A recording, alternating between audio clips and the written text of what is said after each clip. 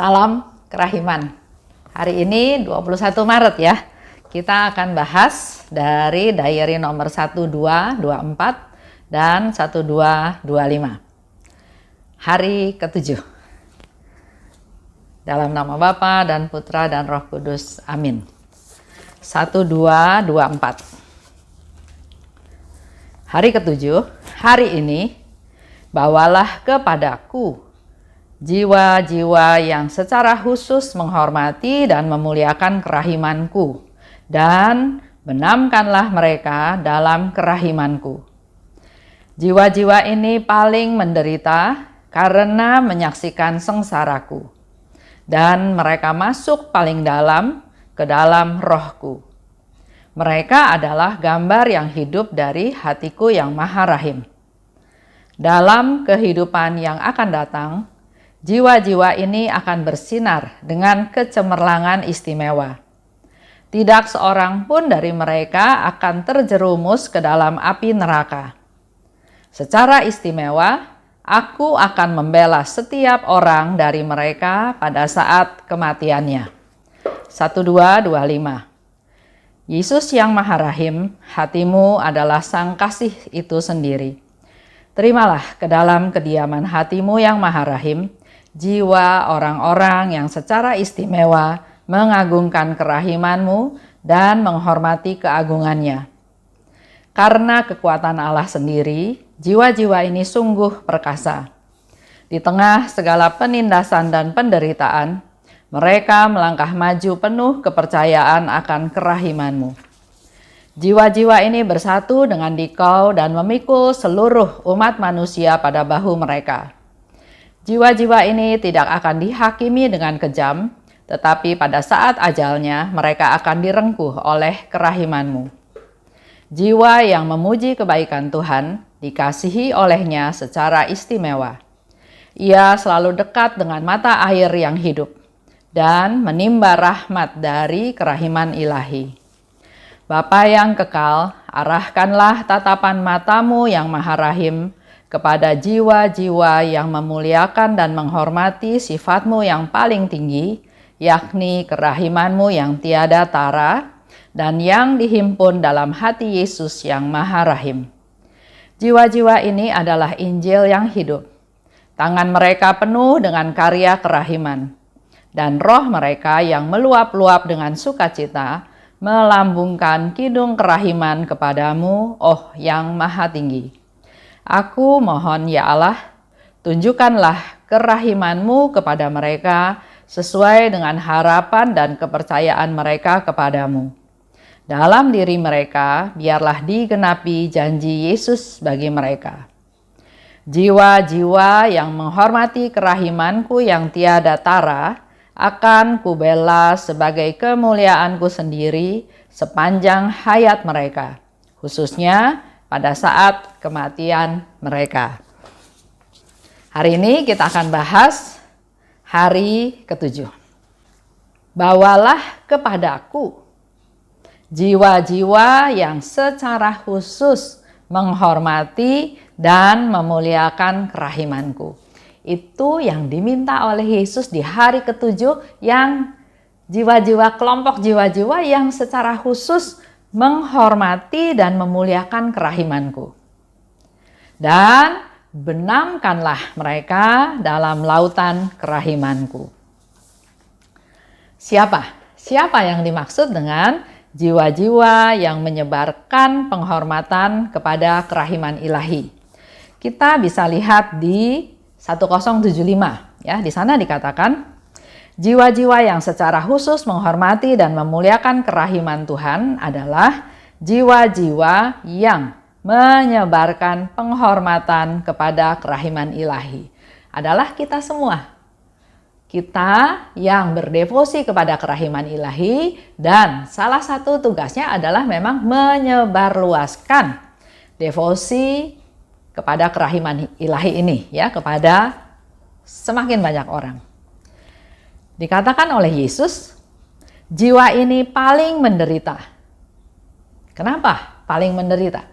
Karena mereka menyaksikan sengsaraku dan mereka masuk paling dalam ke dalam rohku. Nah, coba kita lihat diri kita masing-masing ya. Sering saya menyebut istilah devosan. Kita sebagai devosan kerahiman ilahi. Tapi beberapa hari yang lalu saya ngobrol sama Pak Stephen Lex ya. Dan memang kata yang lebih tepat itu bukan devosan, tapi murid. Murid dari Yesus yang tersalib. Memang di buku-bukunya Pak Stephen Lex yang lama-lama, dia menyebut orang yang menghormati devosi kepada kerahiman ilahi, orang yang menghormati kerahiman Tuhan adalah disebut devosan. Tapi setelah dipikirkan lebih lanjut, devosan itu seolah-olah saya udah tahu, saya yang tahu ya. Nah, kalau kita lebih rendah hati, kita menyebut diri murid. Murid itu istilahnya adalah ya yang selalu belajar. Murid artinya belum lulus ujian, artinya masih sekolah. Jadi ini menjadi pembelajaran, menjadi sarana untuk kita belajar, terus belajar untuk bisa mengerti, mengetahui, mengalami, dan mewartakan kerahiman Tuhan. Jadi istilahnya sekarang bukan devosan, tapi kita mengakui sebagai murid. Kalau devosan itu maksudnya terkesan seolah-olah saya udah tahu, saya devosan kerahiman. Padahal di dalam proses hidupnya Suster Faustina pun dia terus belajar dan di diary-nya salah satu juga disebutkan bahwa muridku. Yesus juga sebut bukan devosanku, tapi disebut muridku. Hai putriku, muridku, rasulku. Itu yang sebutan dari Yesus kepada Suster Faustina.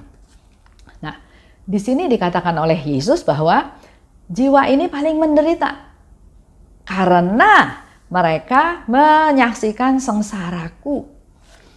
Yang bisa benar-benar menghayati sengsaranya Tuhan, yang masuk ke dalam sengsaranya Tuhan, yang sungguh-sungguh merasakan, menghayati, itulah orang-orang yang menghormati kerahiman Tuhan. Karena mereka masuk paling dalam ke dalam rohku. Nah, ini menjadi satu evaluasi ya buat diri kita semua yang ngaku sebagai muridnya Yesus yang tersalib, yang mengaku sebagai murid-murid devosi kepada kerahiman ilahi. Apakah kita sudah mendalami, menghayati, merenungkan sengsaranya Yesus dan masuk paling dalam ke dalam lubuk hatinya Tuhan? Kalau belum, berarti kita belum masuk dalam kelompok ini, ya, karena di sini dikatakan oleh Yesus, kelompok ini adalah orang-orang yang paling menderita. Dan kita bisa sebut paling menderita kalau kita bisa berempati, kita bisa ikut merasakan penderitaan. Contoh, dalam jalan salib, 14 perhentian, ya sekarang ada 15. Ada orang yang menjalaninya seperti biasa saja. Seperti ibadat biasa, baca, berlutut, berdoa, pindah ke perhentian yang kedua, doa lagi, berlutut, baca, dan berdoa lagi, dan seterusnya sampai selesai.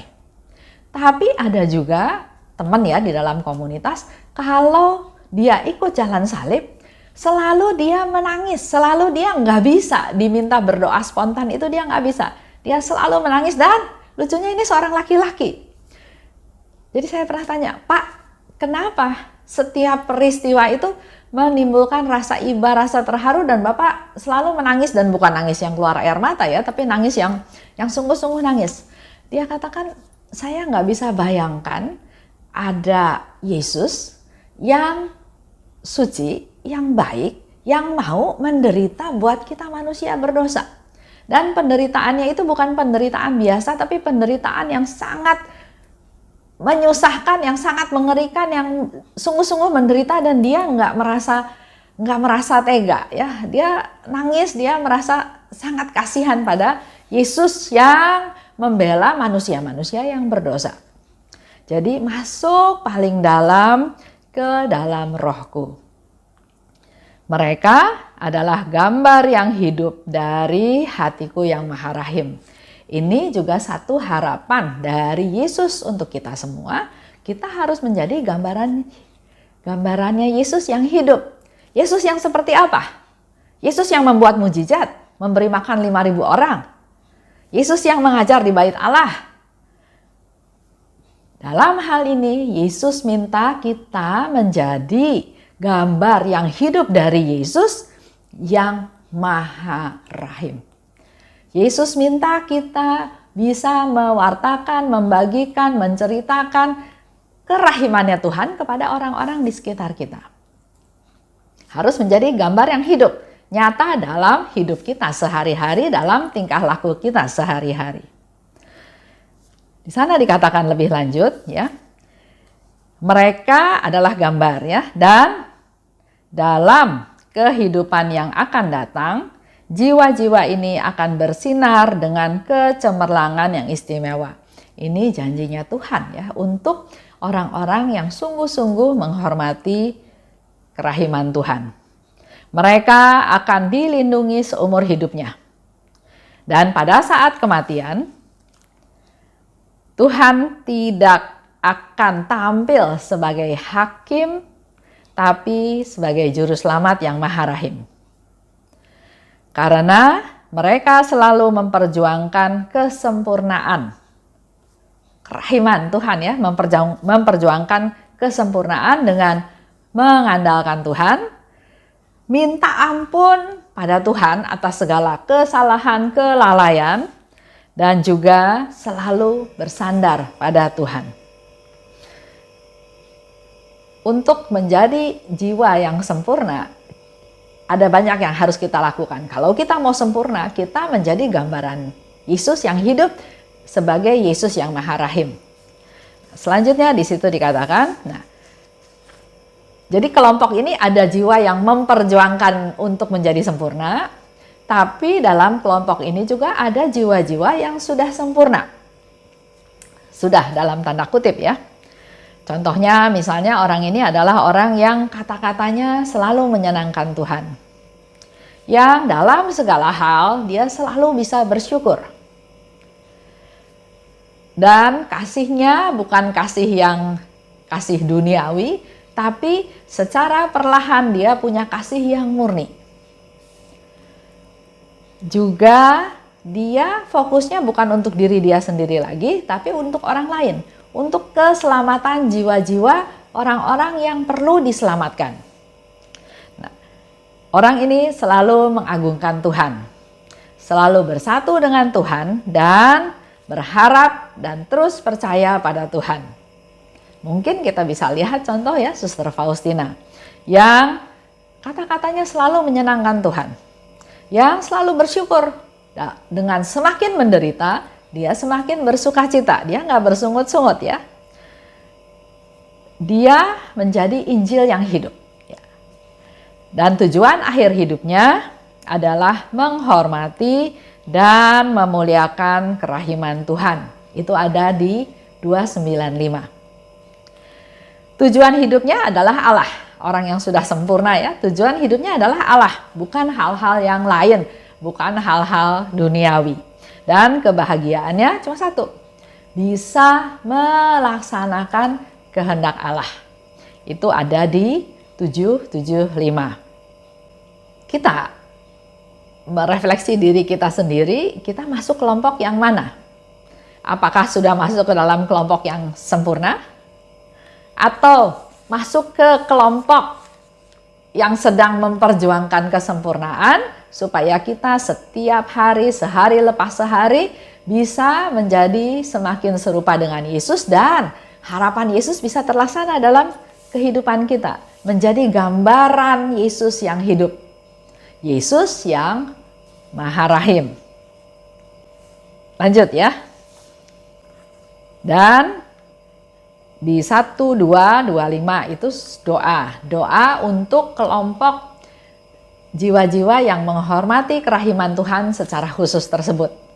Tapi sebelum itu, mari kita sama-sama merenung, mengevaluasi diri. Kita perlu berdoa buat mereka.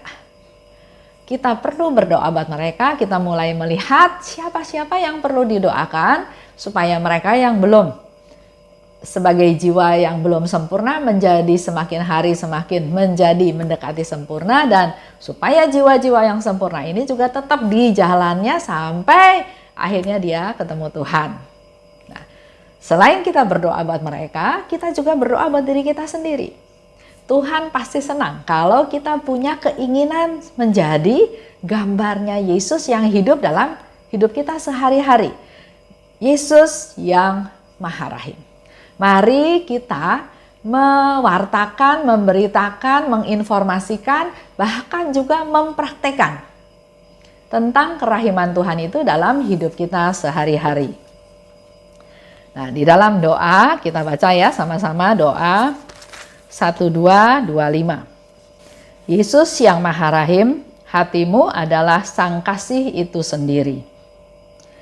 Terimalah ke dalam kediaman hatimu yang Maha Rahim jiwa orang-orang yang secara istimewa mengagungkan kerahimanmu dan menghormati keagungannya.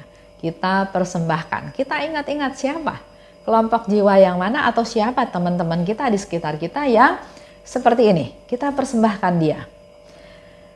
Karena kekuatan Allah sendiri, jiwa-jiwa ini sungguh perkasa.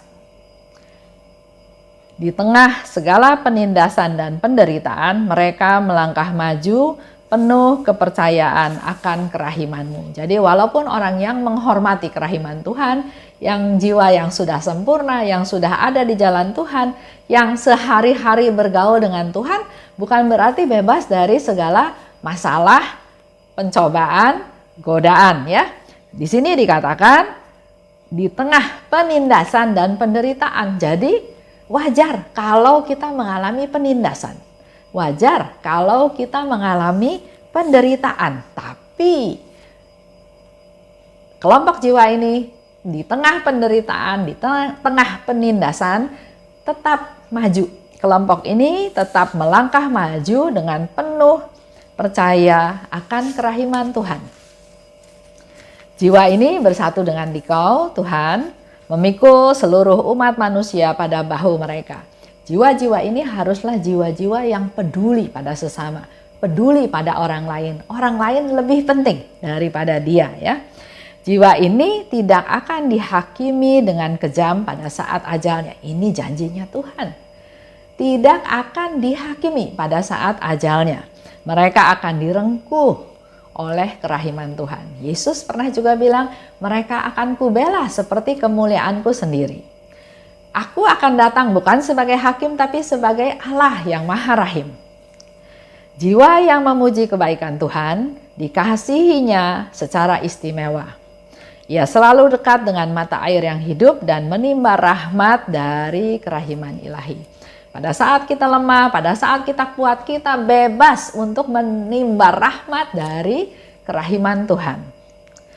Dan doa dilanjutkan, Bapa yang kekal, arahkanlah tatapan matamu yang Maha Rahim kepada jiwa-jiwa yang memuliakan dan menghormati sifatmu yang paling tinggi, yakni kerahimanmu yang tiada tara. Kita mohon pada Bapa untuk mengarahkan tatapan matanya pada kelompok jiwa-jiwa ini. Jiwa ini adalah Injil yang hidup. Ya, kita harus berusaha ke arah sana, menjadi Injil yang hidup. Tangan mereka penuh dengan karya kerahiman. Evaluasi ya, bagaimana dengan kita? Tangan saya, tangan Bapak Ibu penuh dengan karya kerahiman. Coba dievaluasi. Dan roh mereka yang meluap-luap dengan sukacita melambungkan kidung kerahiman kepadamu, oh yang maha tinggi. Kita punya cinta yang meluap-luap untuk memuji Tuhan, memuliakan Tuhan, mengumandangkan, menyanyi untuk kemuliaan Tuhan. Aku mohon ya Allah, kita mohon ya, tunjukkanlah kerahimanmu kepada mereka sesuai dengan harapan dan kepercayaan mereka kepadamu. Dalam diri mereka biarlah digenapi janji-janji Yesus bagi mereka. Janji Yesus adalah jiwa yang menghormati kerahimanku yang tiada tara akan kubela sebagai kemuliaanku sendiri sepanjang hayat mereka. Selama kita sekarang hidup pun Tuhan Yesus bela kita, lindungi kita, pelihara kita, jaga kita. Khususnya pada saat kematian mereka. Jadi selama kita hidup pun kita ada dalam pelukan Tuhan, ada dalam pemeliharaan Tuhan. Tapi Tuhan Yesus bilang khususnya pada saat kematian, karena pada saat itulah saat yang paling penting, saat yang paling menentukan. Tugas kita sebagai murid Yesus yang tersalib, mari kita berusaha supaya janji Tuhan ini digenapi. Supaya jiwa yang menghormati kerahiman Tuhan yang tiada tara ini dibela oleh Tuhan. Sebagai kemuliaan Tuhan sendiri di sepanjang hayat mereka, khususnya pada saat kematian mereka. Kita berdoa buat mereka supaya mereka tetap taat setia ada di kelompok ini. Walaupun ada penindasan, walaupun ada penderitaan, mereka tetap kuat, mereka tetap bisa keluar sebagai pemenang. Itu doa kita untuk mereka. Tapi sekaligus kita juga berdoa buat diri kita sendiri. Karena kalau kita bisa rendah hati, kalau kita bisa mewartakan kerahiman Tuhan, atau kita bisa mempraktekkan kerahiman Tuhan, yakin Tuhan pasti senang dengan apa yang kita lakukan. Itu aja untuk hari ini, novena Kerahiman Ilahi hari ke-7. Dalam nama Bapa dan Putra dan Roh Kudus, amin. Salam kerahiman.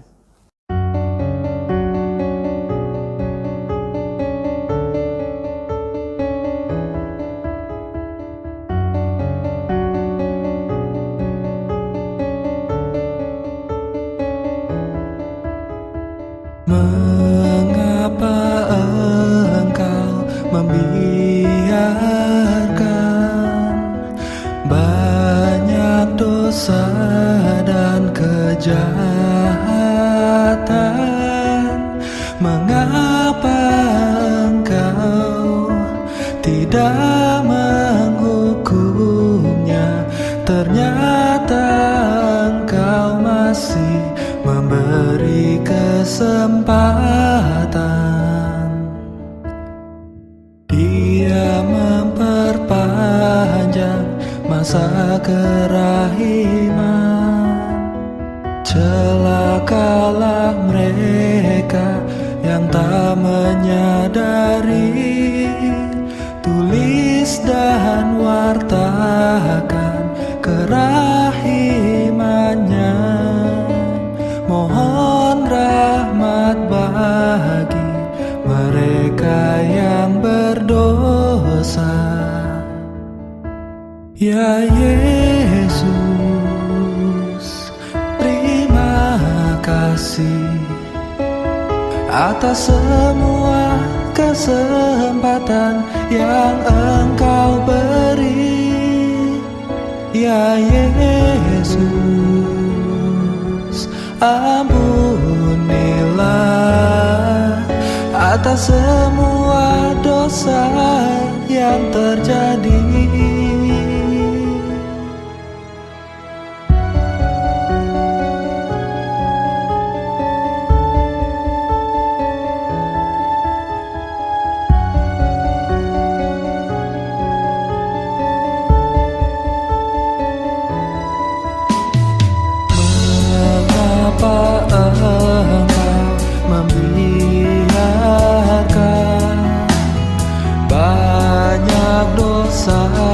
Dan kejahatan, mengapa engkau tidak menghukumnya? Ternyata engkau masih memberi kesempatan.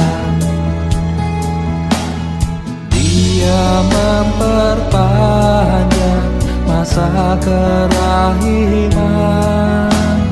Celakalah mereka yang tak menyadari. Tulis dan wartakan kerahimannya. Mohon rahmat bagi mereka yang berdosa. Ya Yesus, terima kasih atas semua kesempatan yang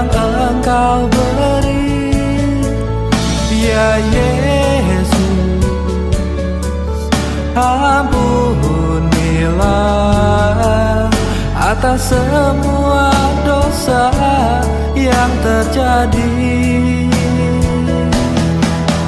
Ya Yesus, terima kasih atas semua kesempatan yang Engkau beri. Ya Yesus, ampunilah atas semua dosa yang terjadi.